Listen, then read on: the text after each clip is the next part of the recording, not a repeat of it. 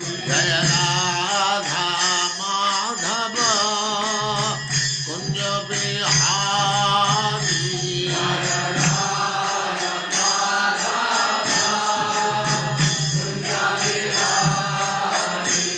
जय राधा माधव कुंज बिहारी।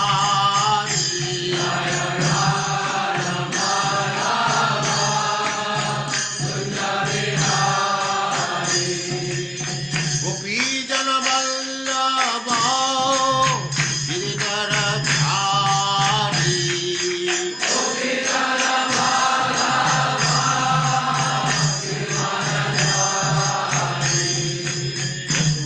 यशोदानंदन ब्रज जन रंजन।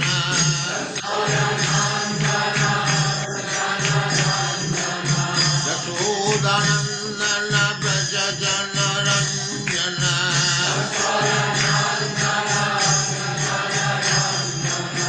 जमुना तीर वनचारी।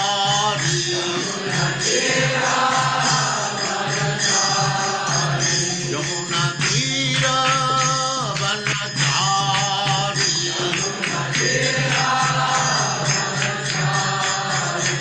जय राधा माधव कुंज बिहारी।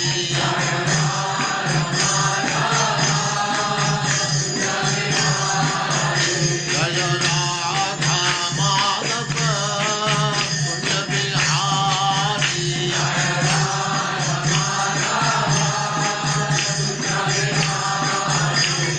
गोपी जन वल्लभ गिरिधरधारी।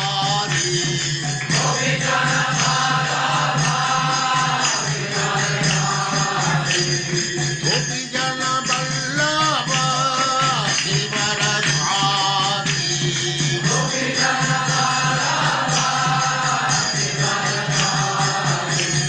यशोदानंदन ब्रज जन रंजन। यशोदानंदन ब्रज जन रंजन।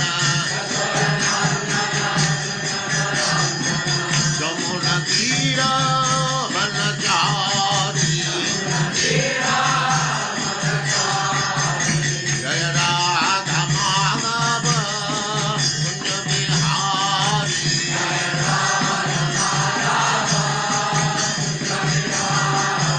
जय राधा माधव कुंज बिहारी।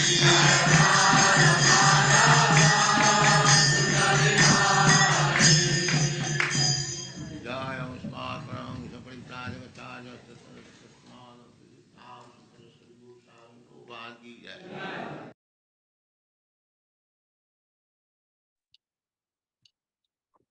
ओम नमो भगवते वासुदेवाय। ओम नमो ओम भगवते नमो भगवते वासुदेवाय। वासुदेवाय। ओम नमो भगवते वासुदेवाय। ओम नमो ओम भगवते नमो भगवते वासुदेवाय। वासुदेवाय। ओम नमो भगवते वासुदेवाय। ओम नमो भगवते भगवते वासुदेवाय। वासुदेवाय। नारायणं नमस्कृत्य नारायणं नमस्कृत्य नमस्कृत्य नरं चैव नरोत्तमं नरं चैव नरं चैव नरोत्तमं नरोत्तमं देवीं सरस्वतीं व्यासं देवीं सरस्वतीं सरस्वतीं व्यासं व्यासं ततो जयमुदीरये। ततो जयमुदीरये। नष्टप्रायेषु भद्रेषु नष्टप्रायेषु प्रायेषु भद्रेषु अभद्रेषु नित्यं भागवत सेवया नित्यं भागवत भगवत् सेवया सेवया भगवते उत्तम श्लोके भगवते उत्तम श्लोके भक्तिरुत्तमाय श्लोके भक्तिर्भवति नैष्टिकी। भक्तिर्भवति नैष्ठिकी। भक्ति नैष्ठिकी। हरे कृष्णा, आप सबका स्वागत है। दंडवत। हरे कृष्णा प्रभु जी धन्यवाद। हरे कृष्णा। प्रताप प्रभु, हरे कृष्णा प्रताप प्रभु। हरे कृष्ण प्रभु जी। हाँ प्रभु जी, अपना नाम और नंबर, मोबाइल नंबर जी जी ये इसमें डाल दीजिए। ये हर्षा माता जी आपको एक ग्रुप में इंक्लूड कर देगी। ठीक है प्रभु जी। हरे कृष्ण। 39वां श्लोक से हम आगे बढ़ते हैं। तो भगवान कपिल और क्या कहते हैं। जैसे भगवत गीता के 18वें अध्याय में भगवान कृष्ण ने कहा कि मेरे इस उपदेश को जो भक्त मेरे भक्तों तक पहुंचाता है उससे अधिक प्रिय मुझे कोई नहीं है। ये कहा ना, इसलिए हमने प्रभुपाद की तस्वीर लगाई थी। उनके दोनों तरफ 2 श्लोक लिखे थे, आपको याद होगा कि क्योंकि प्रभुपाद वो भक्त थे भगवान कृष्ण के जिन्होंने भगवान कृष्ण के उपदेश को सारी दुनिया में फैलाया। तो आप कभी भी किसी जो भगवान के बारे में जानना चाहता है उस तक अगर ये उपदेश पहुंचाते हैं तो भगवान कृष्ण आपसे बहुत ही खुश होते हैं। इसी तरह भगवान कपिल भी बता रहे हैं, वही चीज यहाँ भी आ रही है। न एतत् खलाय उपदिशेत अविनीताय कर्हिचित् न स्तब्धाय न भिन्नाय न एव धर्म ध्वजाय च। मेरे साथ पढ़िए। न एतत् खलाय उपदिशेत। नहीं तत्फलायोपनिषेत्। हाँ, मैं तो पढ़ा, 9 है वहां, 9 को तो भी पढ़ सकते हैं, अब उसको औ भी पढ़ सकते हैं। अब मैं क्या पढ़ रहा हूँ। अविनीताय कर्हिचित् नवीनताय कर्हिचित् न स्तब्धाय न भिन्नाय न स्तब्धाय न भिन्नाय न एव धर्म ध्वजाय च। नैव धर्मध्वजाय च। शब्दार्थ है न नहीं, एतत् यह उपदेश, खलाय इस ईर्ष्यालुओं को, उपदेशित उपदेशित उपदेशित उपदेश देना चाहिए, उपदेशित न नहीं, अविनीताय अविनीत को, कर्हिचित कभी न नहीं, स्तब्धाय घमंडी को न नहीं, भिन्नाय दुराचारी को न नहीं, ऐसा निश्चय ही धर्म ध्वजाय दम्भियों को च भी। भगवान कपिल ने आगे कहा यह उपदेश, अपनी माँ को कह रहे हैं, यह उपदेश उन लोगों के लिए नहीं है जो ईर्ष्यालु हैं, अविनीत हैं, जो विनीत नहीं हैं, नम्र नहीं हैं, उनको कभी नहीं ये उपदेश उनको नहीं बताया जाए, या जो दुरारी हैं, और नहीं यह उपदेश दम्भियों या उन व्यक्तियों के लिए है जिन्हें अपनी भौतिक संपदा का गर्व है। क्या होता है भगवान, हम अपने मेहनत से पैसा कमाते हैं और ऐश करते हैं, बहुत लोग कहते हैं ना ऐसा उनके लिए ऐसा होता भी है क्योंकि उनको ये नहीं पता उनके पुराने कर्म के हिसाब से उनको ये मिला है। मैं यही आपको कहता हूँ, दूसरे जन्म में जाना हमारे लिए खतरा है। वहां ऐश्वर्य आया नहीं, हम बिगड़े, ऐसा हो सकता है। पिछले जन्म में अच्छे कर्म किए उसने तो इस जन्म में फल भोग रहा है, लेकिन अब जो यहाँ कर रहा है वो कहाँ जाएगा आपको पता है। लेकिन इसलिए मैं कह रहा हूँ, अगर हम यहाँ भक्ति करते करते क्या फर्क पड़ता है, थोड़ा सा और, थोड़ा सा और, थोड़ा सा और, आखिरी में अपने को समर्पित कर दो। आखिरी में ये अगर हो जाए तो दूसरा जन्म लेना ही न पड़े, क्योंकि दूसरे जन्म में देखिए ये दम्भी जो हैं, इतने पैसे वाले, इतना घमंड उनको है, वो क्या सोचते हैं, भौतिक दृष्टि से आप सोचते हैं गलत नहीं है, क्या कहते हैं, मैंने मेहनत किया, अपनी मेहनत से मैंने कमाया और मैं अब ठाट कर रहा हूँ ये, क्योंकि उनको ये नहीं पता है सैंक्शन कहाँ से हुआ, कहीं से तो स्वीकृत होती है। आप कभी कुछ करते हैं और आपको पैसा मिलता है और कभी नहीं भी मिलता है, तो उनको ये चीज नहीं, तो भगवान कह रहे हैं मेरा उपदेश उनको कभी कभी नहीं देना। मेरे साथ पढ़िए, भगवान कपिल ने आगे कहा, भगवान कपिल ने आगे कहा यह उपदेश उन लोगों के लिए नहीं है यह उपदेश उन लोगों के लिए नहीं है जो ईर्ष्यालु हैं, जो ईर्ष्यालु हैं, अविनीत हैं, अविनीत है या दुराचारी हैं, या दुराचारी है, दुराचारी है, नहीं यह उपदेश नहीं उपदेश उपदेश दम्भियों दम्भियों या उन व्यक्ति के लिए है या उन व्यक्तियों के लिए है है जिन्हें अपनी भौतिक संपदा का गर्व है। जिन्हें अपनी अपनी का गर्व है। संपदा का गर्व है। हाँ, 40वां श्लोक। प्रभु जी पल्लवी न माता जी लो, होस्ट बना दे। किसको माता जी? पल्लवी अरे, माता जी को। हाँ पल्लवी। बताओ।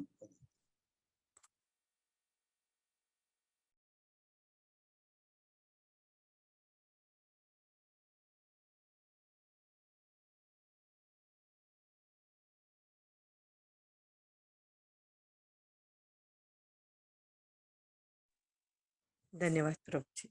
40वां श्लोक है। न लोलुपाय अपदिशेत, ये फिर आया उपदिशेत।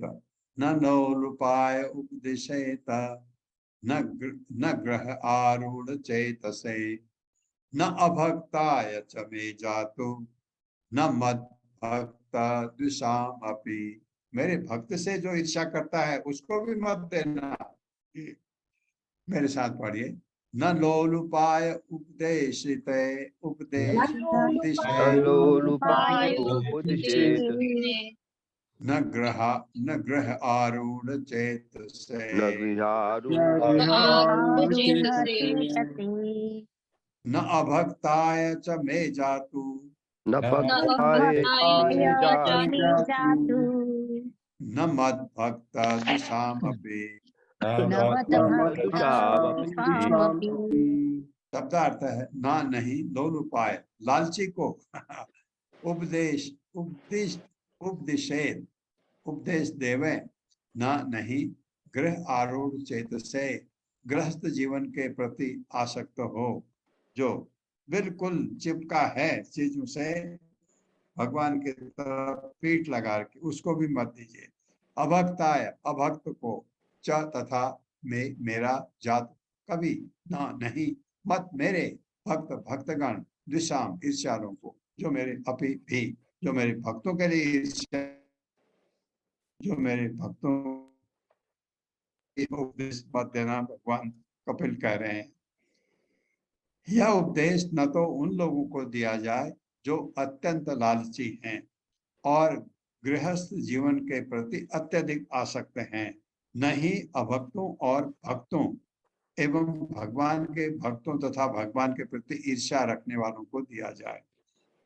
नहीं अभक्तों को दिया जाए और नहीं भक्तों या भगवान के भक्तों, भक्तों एवं भगवान के भक्तों एक ही बात है वो।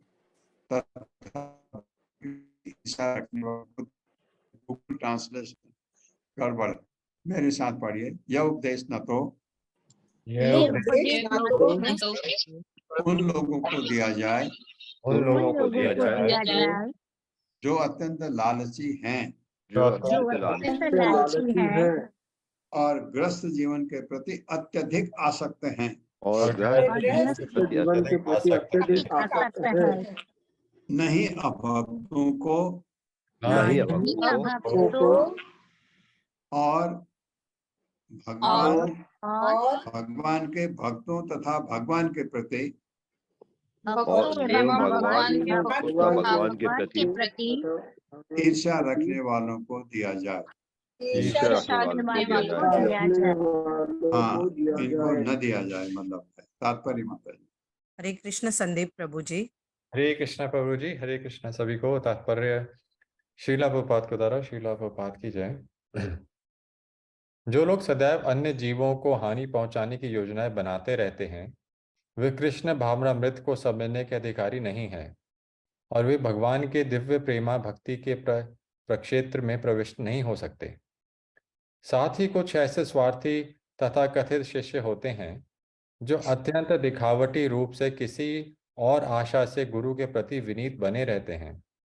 वे भी नहीं जान पाते कि कृष्ण भावनामृत अथवा भक्ति योग क्या है।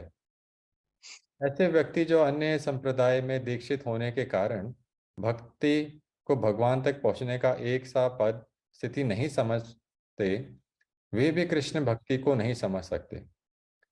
हमारा अनुभव है कि कुछ अध्येता हमारे पास तो आते हैं, किंतु किसी विशेष प्रकार का मताग्रह होने के कारण वे हमारा साथ छोड़कर वीराने में खो जाते हैं।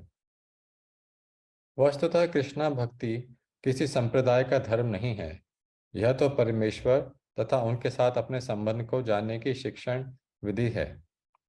कोई भी इस आंदोलन में बिना किसी भेदभाव के सम्मिलित हो सकता है, किंतु कुछ लोग ऐसे भी हैं जो अन्य प्रकार से अनुभव करते हैं। अतः यह श्रेयस्कर होगा कि ऐसे लोगों को कृष्ण भक्ति के ज्ञान का उपदेश ना दिया जाए। सामान्यतः भौतिकतावादी व्यक्ति किसी नाम, यश तथा लाभ के पीछे लगे रहते हैं। अतः यदि कोई इन कारणों से कृष्ण भक्ति ग्रहण करता है तो वह इस दर्शन को कभी नहीं समझ सकता। ऐसे व्यक्ति धर्म को सामाजिक अलंकरण के रूप में ग्रहण करते हैं। विशेषतः कलयुग में वे किसी सांस्कृतिक संस्थान में केवल नाम कमाने के लिए प्रवेश करते हैं। ऐसे लोग भी कृष्ण चेतना के दर्शन को नहीं समझ सकते। यदि कोई सांसारिक वस्तु के लिए लालची ना भी हो, किंतु यदि गृहस्थ जीवन के प्रति अत्यधिक आसक्त है तो वह भी कृष्ण भक्ति को नहीं समझ सकता। ऊपर से ऐसे लोग भले ही लालची ना लगें, किंतु वे अपनी पत्नी, बच्चों तथा परिवार की उन्नति के प्रति अत्यधिक आसक्त रहते हैं। यदि कोई ऐसा व्यक्ति हो जो उपयुक्त दोषों से कलमशग्रस्त ना हो, तो भी यदि वह भगवान की सेवा में रुचि नहीं रखता या अभक्त है, तो वह कृष्ण चेतना के दर्शन को नहीं समझ पाएगा। हरे कृष्ण। नहीं समझ पाएगा। ये एक्चुअली ऐसे बहुत सारा हुआ। इस्कॉन बदनाम भी हुआ इन लोगों की वजह से पहले शुरू में, क्योंकि जब बाढ़ आए तो प्रभुपाद में वापस आए तो बहुत सारे, जब ये इस्कॉन के मंदिर खुलने लगे तो इनका नहीं था, क्योंकि इसमें प्रभुपाद के जो शिष्य थे वहाँ डिसाइपल, क्योंकि अकेले मनुष्य के बस में इतना करना संभव नहीं। प्रभुपाद ने किया, पहले उम्र भी थी तो प्रभुपाद ने कोशिश किया कि उनको वीजा मिले जो उनके डिसाइपल थे अमेरिका में, क्योंकि उनको पूरा ज्ञान कृष्ण भावनामृत का, उनको प्रभुपाद ने कोशिश करके इधर लाए। तो लोगों ने कहा वो अमेरिकन, ऐसा भी कहते थे अमेरिकन मंदिर, क्योंकि अमेरिका के लोग आए। कुछ हरे कृष्ण हरे राम मंदिर ये भी कहते थे। उस टाइम पर बहुत लोगों ने ज्वाइन किया, यही नहीं विदेशों में भी। जब ये इसको लोग समझने लगे तो काफी लोगों ने समझा कि यही एक रास्ता है भगवान की भक्ति करने का। वास्तव में यही है, क्योंकि ये रास्ता प्रभुपाद का बनाया हुआ नहीं है, ये रास्ता भगवान चैतन्य महाप्रभु ने बताया है कि कलयुग में ऐसा करो, और प्रभुपाद ने पूरी फिलॉसफी के साथ उसको आगे बढ़ाया। तो ऐसे लोग ज्वाइन किए, और ज्वाइन करके उन्होंने कुछ गड़बड़ भी किया, क्योंकि जो लोग मंदिर ज्वाइन करते हैं शुरू में समझ नहीं आता, क्योंकि वो इसलिए फिर बदलते गए। आप देखते हैं, आपको अगर आप दीक्षा लेना चाहते हैं तो क्या होता है, आपको पहले कहा जाता है 16 माला जपो, 4 रेगुलेटरी प्रिंसिपल फॉलो करो, साथ में खाना खाओ, भगवान को भोग लगा के खाओ, ये कहते हैं ना। ये उस समय ये तो था, लेकिन क्या है, जब किसी ने कहा कि हाँ मैंने कर लिया तो ये लोग ज्वाइन किए।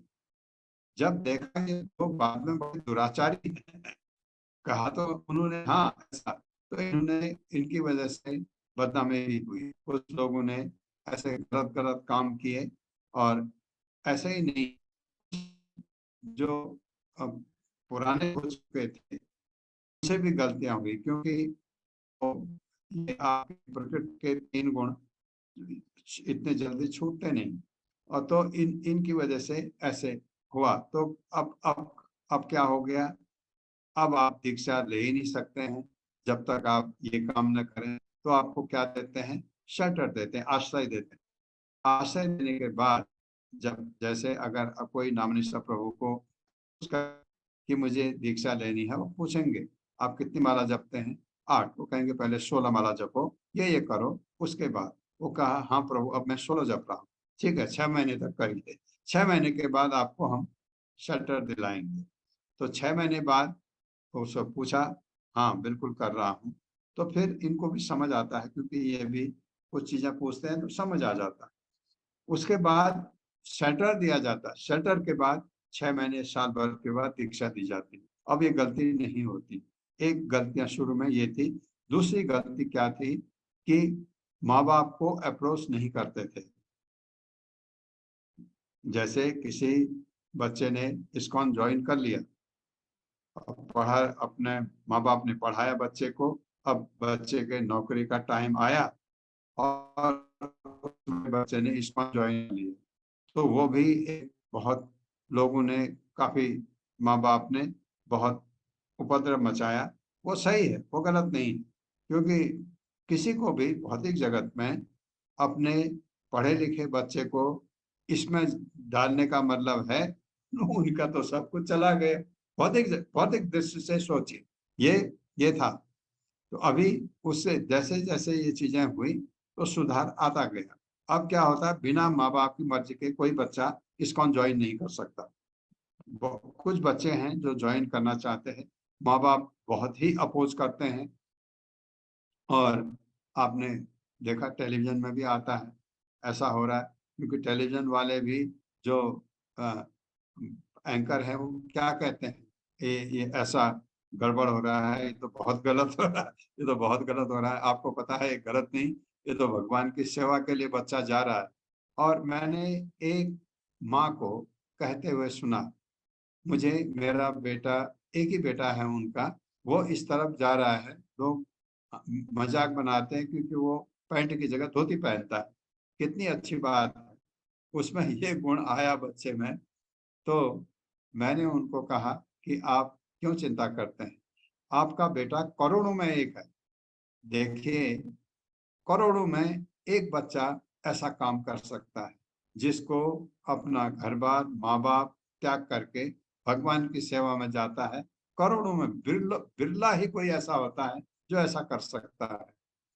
इसमें अगर माँ बाप का सहयोग रहे तो अच्छा है, नहीं भी रहे बच्चा तो करेगा ही ये। और वो बच्चा माँ बाप के लिए ज्यादा काम का है। क्यों? एक्चुअली हमारे जीवन का लक्ष्य है क्या? भगवत धाम जाना। ये जीवन का लक्ष्य है कि भगवान को तुष्ट करना, और वो बच्चा तो कर रहा है। और 7 पीढ़ी आगे 7 पीढ़ी पीछे सबको तार के ले जाता है वो, तो उसको सहयोग देना चाहिए, बजाय ये कि तो ये चीजें ऐसे लोगों को, जो लोग इसके बिल्कुल विपरीत हैं, उन लोगों को मेरा उपदेश नहीं देना चाहिए, भगवान कपिल कह रहे हैं। 41वां श्लोक। शुद्ध धनाय भक्ताय विनीताय अनुसूयवे अनुसूय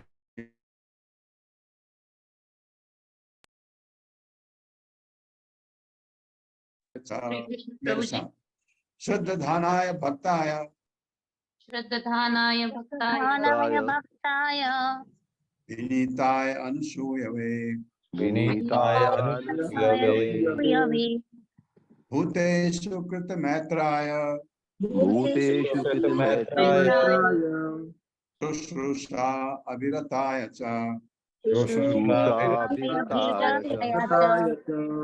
शब्दार्थ है शुद्ध धानाय श्रद्धालु, भक्ताय भक्त के लिए, विनीताय विनीत, अनुसूयवे ईर्ष्या रहित, भूतेषु समस्त जीवों को, कृत मैत्राय मैत्री भाव, शुश्रूषा सेवा, अभिरताय करने के श्रद्धालु को दे दिया जाए, जो गुरु के प्रति सम्मान पूर्वक पूर्ण, गुरु के प्रति सम्मान पूर्ण, द्वेष न करने वाला, समस्त जीवों के प्रति मैत्री भाव रखने वाला हो, तथा श्रद्धा और निष्ठा पूर्वक सेवा करने के लिए उत्सुक हो। मेरे साथ पढ़िए। ऐसे श्रद्धालु भक्त को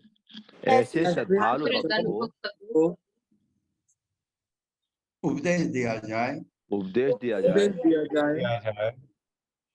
जो गुरु के प्रति गुरु के प्रति सम्मानपूर्ण सम्मानपूर्ण द्वेष न करने वाला, द्वेष करने वाला, समस्त जीवों के प्रति समस्त जीवों के प्रति मैत्री भाव रखने वाला हो, मैत्री भाव रखने वाला हो, तथा श्रद्धा और निष्ठा पूर्वक श्रद्धा और निष्ठा पूर्वक सेवा करने के लिए उत्सुक हो। सेवा करने के लिए उत्सुक हो। 42वां श्लोक। बहिर्जात विरागाय शांत चित्ताय दीयताम निर्मत्सराय शुचिये यस्य अहम प्रेयसाम प्रियः। कैसा प्रिय है मुझे तारे। मेरे साथ पढ़िए। बहिर्जात विरागाय बहिर्जात विरागाय शांत चित्ताय दीयताम शांत चित्ताय दीयताम निर्मत्सराय शुचये निर्मत्सराय शुचये यस्य अहम प्रियसाम प्रियः। यस्याहं प्रियसाम प्रियः।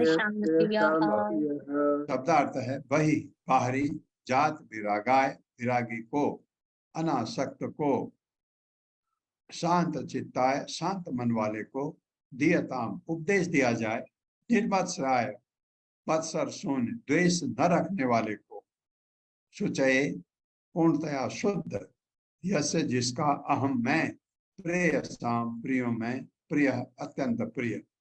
गुरु द्वारा यह उपदेश ऐसे व्यक्ति को दिया जाए जो भगवान को अन्य किसी भी वस्तु से अधिक प्रिय मानते हैं,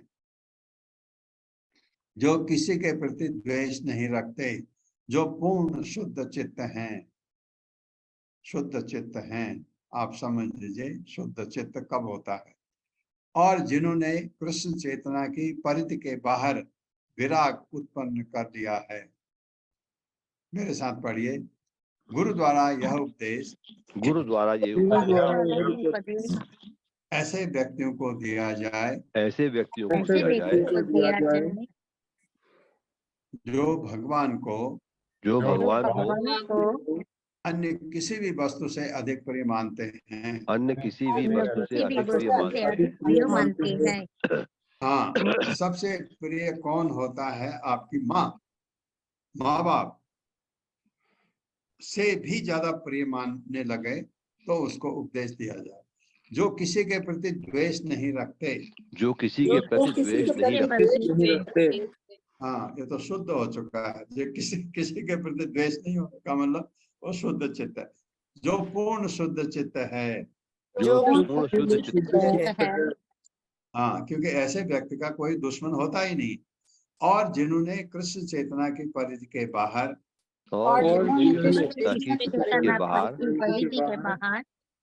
विराग उत्पन्न कर लिया है। तात्पर्य माता। हरे कृष्णा सुधाधीर माता जी। हरे कृष्णा माता जी, हरे कृष्णा प्रभु जी, दंडवत प्रणाम। तात्पर्य श्रील प्रभुपाद जी के द्वारा। श्रील प्रभुपाद जी की जय। प्रारंभिक स्थिति में कोई भी व्यक्ति की उच्चतम अवस्था को प्राप्त, कोई भी व्यक्ति भक्ति की उच्चतम अवस्था को प्राप्त नहीं होता। यहाँ भक्त का अर्थ उस व्यक्ति से है जो भक्त बनने के लिए सुधारवादी विधियों को स्वीकार करने में हिचकता नहीं। भगवत भक्त बनने के लिए मनुष्य को गुरु बनाना पड़ता है और उससे भक्ति विषयक प्रगति के विषय में जिज्ञासा करनी होती है। भक्ति में प्रगति करने के 64 भक्ति कार्य हैं, जिनमें से कुछ हैं भक्त की सेवा, जप विधि के अनुसार पवित्र नाम का जप, विग्रह पूजन, श्रीमद् भागवत या भगवत गीता को सिद्ध पुरुष से सुनना और ऐसे पवित्र स्थान में रहना जहाँ भक्ति में विघ्न न पड़े। जो इन 5 प्रमुख कार्यों को करता है वह भक्त है। मनुष्य को चाहिए कि वह गुरु का यथेष्ट सम्मान करे। उसे अपने गुरु भाइयों के प्रति द्वेष नहीं रखना चाहिए, अपितु यदि वह अधिक प्रबुद्ध है और कृष्ण भक्ति में बढ़ा चढ़ा है तो उससे गुरु तुल्य मानना चाहिए और ऐसे गुरु भाइयों को कृष्ण भावनामृत में उन्नति करते देखकर प्रसन्न होना चाहिए। भक्त को चाहिए कि सामान्य जनता को कृष्ण भक्ति का उपदेश देने में अत्यंत दयालु बने, क्योंकि माया के पाश से निकलने का एकमात्र समाधान यही है। यही वास्तविक लोक कल्याण है, क्योंकि उन लोगों के प्रति दया दिखाने की यही विधि है जिन्हें इसकी आवश्यकता है। शुश्रूषा भृताय शब्द उस व्यक्ति का सूचक है जो गुरु की सेवा में श्रद्धा पूर्वक निरत रहता है। गुरु की समस्त प्रकार से सेवा की जानी चाहिए और सारी सुविधाएं प्रदान की जानी चाहिए। जो भक्त ऐसा करता है वह भी इन उपदेशों को ग्रहण करने के लिए पात्र है, ग्रहण करने के पात्र है।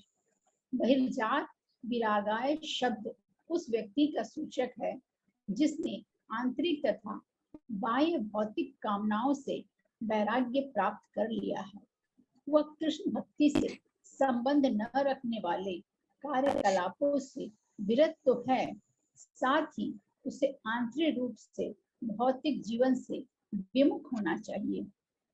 ऐसे व्यक्ति को ईर्ष्या रहित होना चाहिए और सभी जीवों की, न केवल मनुष्यों की अपितु उनके अतिरिक्त सारे जीवों की कल्याण की कामना करनी चाहिए। शुचे का अर्थ है भीतर और बाहर से शुद्ध व्यक्ति। अंदर और बाहर से शुद्ध बनने के लिए मनुष्य को भगवान कृष्ण या विष्णु के पवित्र नाम का कीर्तन करना चाहिए। हरे कृष्णा माता, सॉरी, दियताम शब्द, हाँ प्रभु जी सॉरी, दियताम शब्द बताता है कि कृष्ण भक्ति का ज्ञान गुरु द्वारा दिया जाना चाहिए। गुरु को चाहिए कि अयोग्य शिष्य को स्वीकार न करें, स्वयं व्यवसायिक न बने और अर्थ लाभ के लिए शिष्य न बनाएं। प्रामाणिक गुरु को चाहिए कि वह उस व्यक्ति के प्रामाणिक गुणों को वैसे देखे जिसे वह दीक्षित करने जा रहा है। अयोग्य व्यक्ति दीक्षित न हो। गुरु अपने शिष्य को इस तरह प्रशिक्षित करे कि भविष्य में उसके जीवन का उद्देश्य एकमात्र भगवान रहे। इन दो श्लोकों में भक्त के गुणों की पूरी व्याख्या है। जिसने इन श्लोकों में वर्णित समस्त गुणों का विकास कर लिया है वह पहले से भक्त पद प्राप्त है, और यदि उसने इन सारे गुणों को विकसित नहीं किया है तो उससे अब भी इन प्रतिबंधों को पूरा करना होगा जिससे वह कुशल भक्त बन सकें।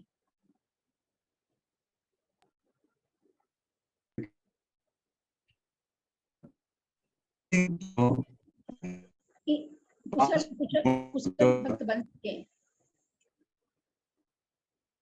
कार्यों को करता है वो भक्त है। ये 5 कार्य हैं। पहला है, कुछ बताए हैं 5, भक्त की सेवा। भगवान के भक्त की सेवा बहुत ही जरूरी है। जब हम भागवतम पढ़ते हैं, नित्यम भागवत सेवया, भगवान के भक्त की सेवा अगर आप करते हैं तो भगवान आपसे बहुत खुश होते हैं। जब विधि के अनुसार पवित्र नाम का जप करता हो, अगर कोई विग्रह पूजन, ये पंचरात्र विधि से विग्रह पूजन आप करते हैं घर में। श्रीमद् भागवत में आप भगवत गीता को सिद्ध पुरुष से सुनना, ये भी आप कर रहे हैं, क्योंकि प्रभुपाद ये जो है भगवान से गढ़ के कोई नहीं सुना रहा, प्रभुपाद है। भगवान के प्रभुपाद भगवान महान भक्त थे, उनसे सुन रहे हैं।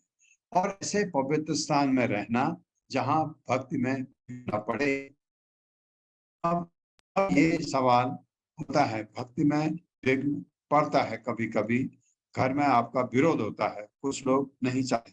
कोशिश करिए, अगर आप घर में हेड हैं तो आप तो ये चीज कर सकते हैं कि गलत नहीं है।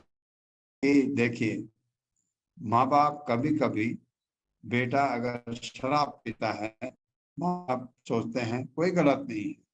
अगर माँ बेटा भक्ति करता है सोचता है ये गलत है। देखिए कितना कितना कभी कभी ऐसा है, बेटा अगर सिगरेट पीते हुए दिखा तो माँ बाप ये कहेंगे ये ठीक नहीं है पीना। अंदर ही अंदर सोचते हैं क्या जवानी में ये चलता है, शराब पीता है चलता है। किसी लड़के के साथ घूम रहा है, उसको भी बहुत ठीक समझते हैं। ये बहुत भक्ति मार्ग में बहुत ही गलत है। और अगर बेटा किसी का भक्ति करता है उसको गलत समझते हैं, इन चीजों को सही समझते हैं। तो ये अच्छा पवित्र स्थान में रहना जहाँ भक्ति में विघ्न न पड़े, ये मैं आपसे कहता हूँ। घर में भी जैसे आप सुबह उठ के इसलिए सबसे अच्छा टाइम सुबह का क्यों है, क्योंकि कुछ लोगों को आपके जप करने से घर में आपत्ति हो सकती है। उनके उठने तक तो आपके जप हो जाएंगे।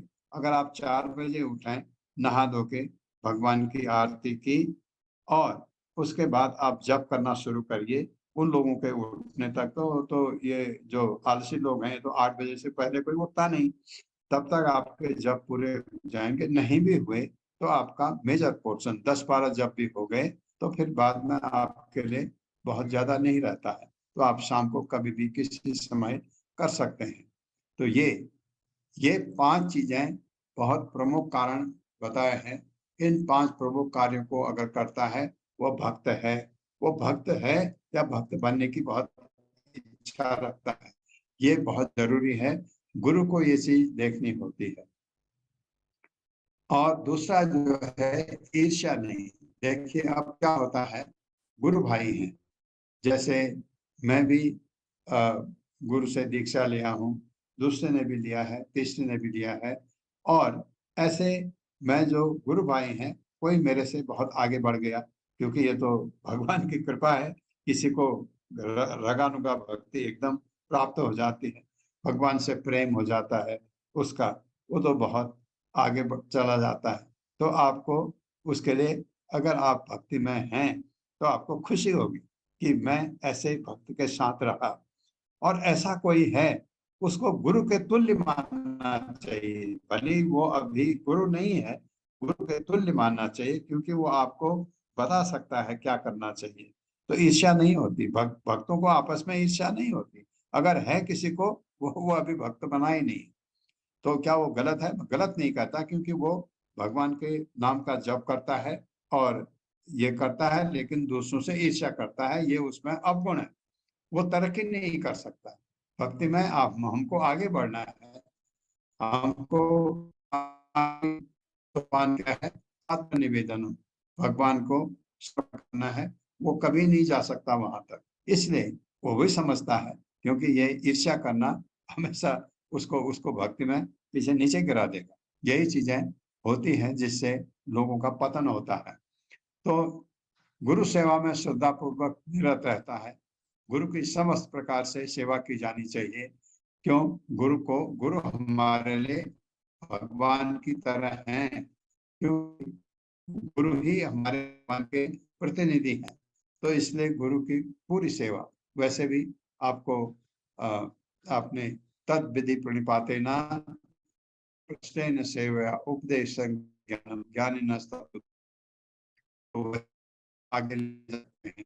गुरु ही आपको जब आगे बढ़ते हैं तो वो कहेंगे भगवान क्या जानते हैं आपको, आप ये बताइए, आप भगवान के स्वरूप क्या करना चाहते हैं? भगवान कहेंगे बेटा तू है, आप कहेंगे मैं प्रभुपाद के शिष्य, आजा आजा।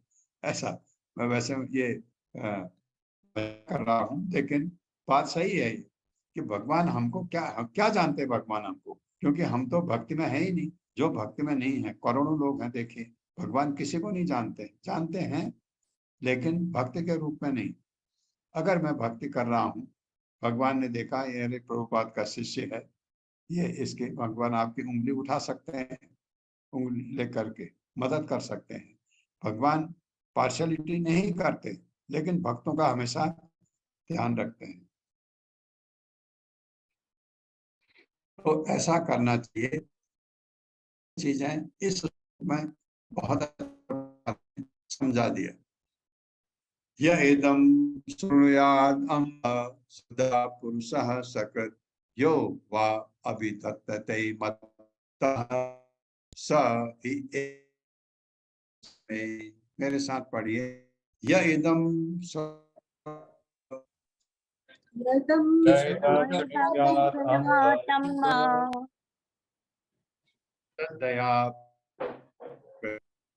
श्रद्धया यो वा ते मच्चित्तः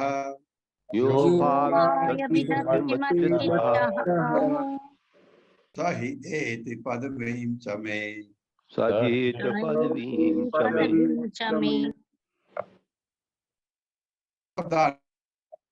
इदम, इसको सुनो याद, सुनेगा। अम्ब, हे माता, माँ को से पुरुष व्यक्ति शक्र एक बार यह वा अथवा उच्चारण करता है, बस अपने मन को स्थित करके वह प्राप्त करता है पद धाम को तथा मेरे धाम को प्राप्त करता है। जो कोई श्रद्धा एक बार मेरा ध्यान करता है, सुन लीजिए, जो श्रद्धा तथा भक्ति पूर्वक मेरा ध्यान मेरे विषय में सुनता है तथा कीर्तन करता है, वो निश्चय भगवान धाम को वापस। मेरे साथ पढ़ी। जो कोई श्रद्धा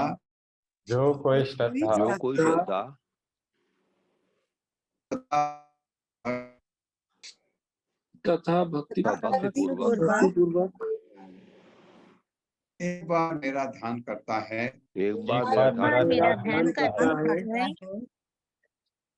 मेरे विषय में सुनता है,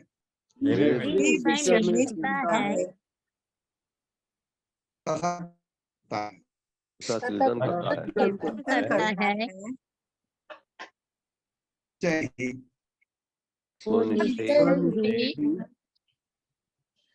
भगवान के धाम को जाता है। इस प्रकार श्रीमद् भागवत के तृतीय स्कंद के अंतर्गत कर्म बंधन नामक 32वें अध्याय के भक्ति वेदांत तात्पर्य पूर्ण हुए। अब हम चलते हैं। हाँ, समय है, एक श्लोक तो हो ही जाएगा। अंतिम अध्याय है प्रभु जी। 35वां श्लोक अंतिम अध्याय है प्रभु जी स्कंद का। तीसरा बहुत समय लगता। भगवान कपिल के कार्यकलाप उससे 5 श्लोक पढ़ने हैं। ओम नमो भगवते वासुदेवाय। ओम वासुदेवाय जन्माद्यस्य यतो अन्वयात्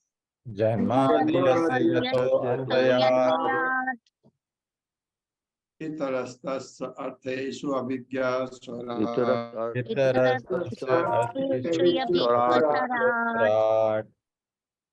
तेने ब्रह्महृदाय आदि कवये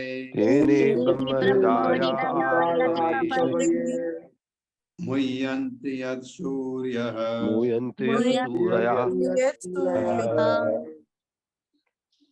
तेजो यथा विनिमयो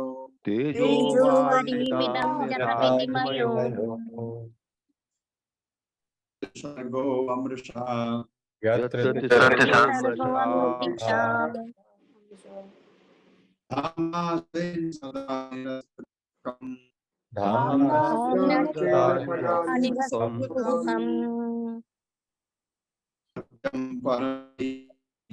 सत्यम परम धीमहि।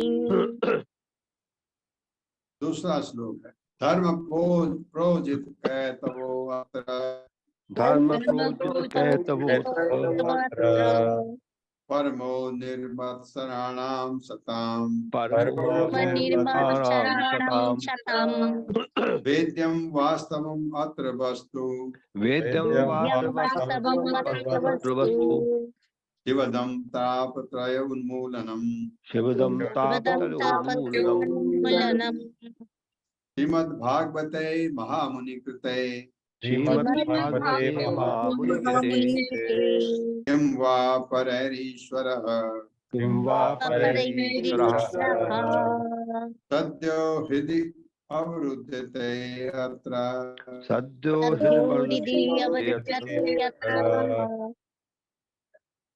कृतिभिः शुश्रूषुभिः तत्क्षणः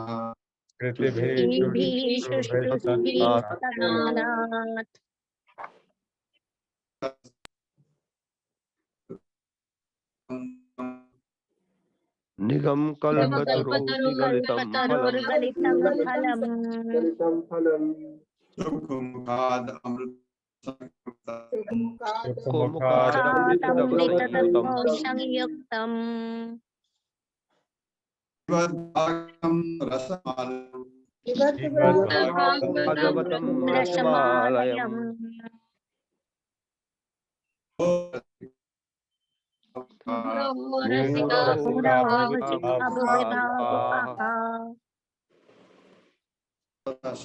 एते सांस्कला पुंसः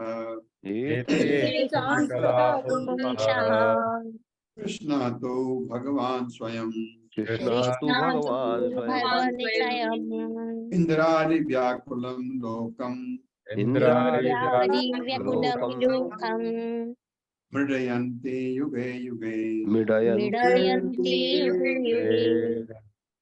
पांचवा जन्म गुह्यतं भगवतो जन्म भगवतो य एतत् प्रियतो नरः सायं प्रातर्गणं भक्त्या दुःख ग्रामाद् विमुच्यते। तो हमारा आपका स्वागत है। कपिल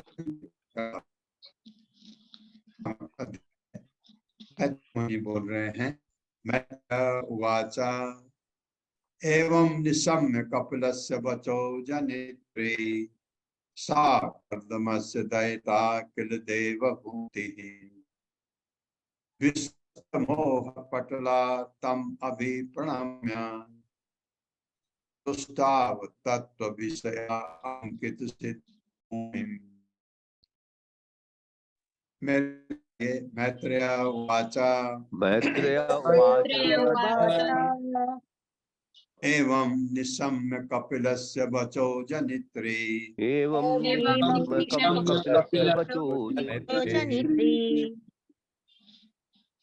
सा कर्दमस्य दयिता किल देवभूतिः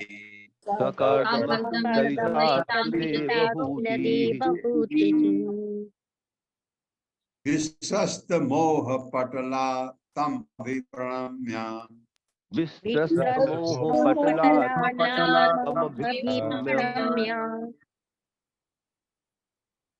तुष्टाव तत्व विषय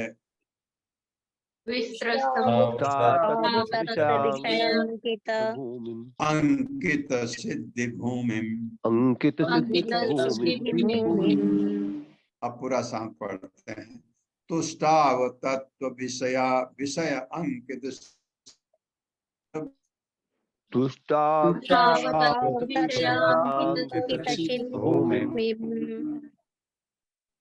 शब्दार्थ है।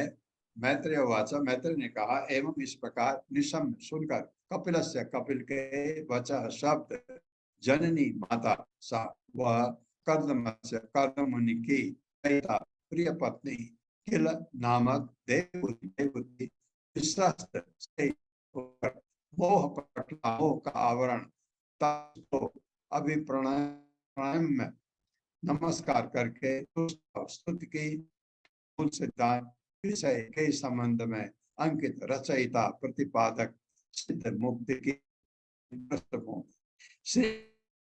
इस प्रकार भगवान का एवं कर्दम मुनि की पत्नी देवहूति भक्ति योग तथा समस्त से मुक्त हो गई। अब विद्या खत्म, विद्या मिल गई। अब उन्होंने उन भगवान को नमस्कार किया जो उनके पुत्र रूप में थे, नमस्कार किया जो मुक्ति की पृष्ठभूमि सांख्य दर्शन के प्रतिपादक हैं, और तब निम्नलिखित स्तुति द्वारा उन्हें प्रसन्न किया। देवहूति ने, मेरे साथ पढ़िए। श्री मैत्री ने कहा, श्री मैत्रेय ने ने कहा, इस प्रकार भगवान कपिल की माता इस प्रकार भगवान कपिल की माता एवं कर्दम मुनि की पत्नी एवं कर्दम मुनि देवहूति देवहूति भक्ति योग तथा दिव्य ज्ञान संबंधी भक्ति योग तथा ज्ञान संबंधी विद्या से मुक्त हो गई। समस्त विद्या से मुक्त हो गई।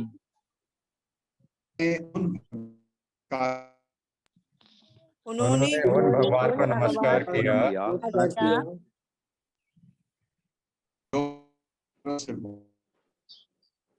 जो मुक्ति की पृष्ठभूमि के प्रतिपादक हैं,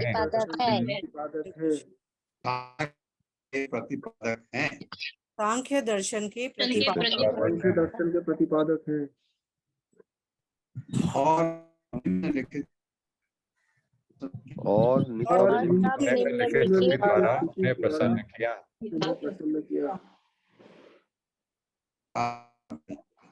हरे कृष्णा पवन सोनी प्रभु जी। हरे कृष्ण माता जी, हरे कृष्ण प्रभु जी, दंडवत प्रणाम। श्रील प्रभुपाद जी की जय। तात्पर्य श्रील प्रभुपाद जी के द्वारा भगवान कपिल ने अपनी माता के समक्ष जिस दर्शन पद्धति का प्रतिपादन किया वह आध्यात्मिक पद पर स्थित होने की पृष्ठभूमि है। इस दर्शन पद्धति की विशिष्ट महत्ता सिद्ध भूमि द्वारा यहाँ पर व्यक्त की गई है, जिसका अर्थ है मोक्ष की पृष्ठभूमि। भगवान कपिल ने जिस सांख्य दर्शन का प्रतिपादन किया है उसे समझकर माया द्वारा बद्ध लोग जो इस संसार में दुख भोग रहे हैं, पदार्थ अर्थात जड़त्व के चंगुल से छुटकारा पा सकते हैं। इस दर्शन पद्धति के द्वारा भौतिक जगत में स्थित व्यक्ति भी तुरंत मुक्त हो सकता है। यह अवस्था जीवन मुक्ति कहलाती है। इसका अर्थ यह हुआ कि इस भौतिक शरीर में रहते हुए भी मनुष्य मुक्त हो जाता है। भगवान कपिल की माता देवहूति के साथ ऐसा ही हुआ, अतः उन्होंने अपनी स्तुतियों द्वारा भगवान को संतुष्ट किया। जो भी सांख्य दर्शन के मूल सिद्धांत को समझता है वह भक्ति को प्राप्त होता है और इसी संसार में वह कृष्ण भावना भावित अर्थात मुक्त हो जाता है। हरे कृष्ण प्रभु जी, हरे कृष्ण माता जी। हरे कृष्ण, हरे कृष्ण। संसार में रहते हुए मुक्त जीव कहते हैं आपको। जैसे देवहूति आपने लिखा अभी, लेकिन वो भौतिक कलमा से मुक्त नहीं है। देवहूति गंतव्य क्या है? भगवत धाम, वैकुंठ पक्का, क्योंकि सब चीज सुन करके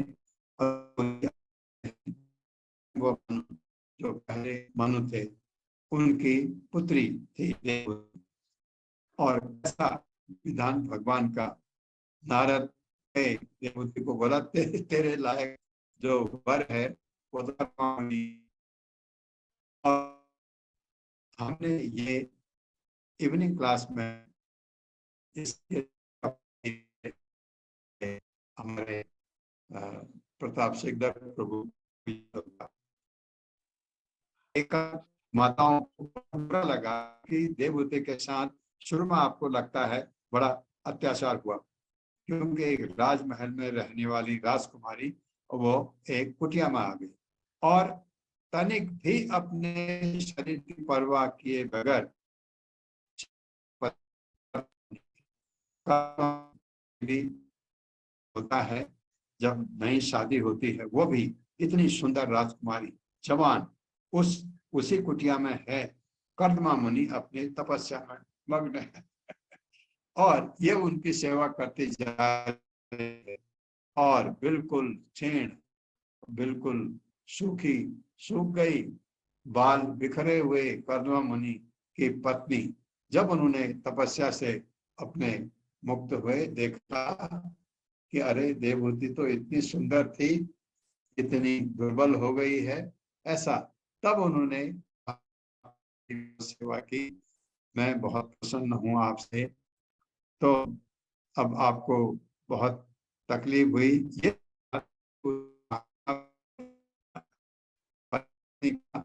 एक संयोग होता है, तो नहीं तो शादी करनी नहीं चाहिए। ये कर्दमा मुनि ने हालांकि तो फिर क्या किया कर्दमा मुनि ने अपनी पत्नी के लिए, आपको पता है क्या नहीं किया। जो असंभव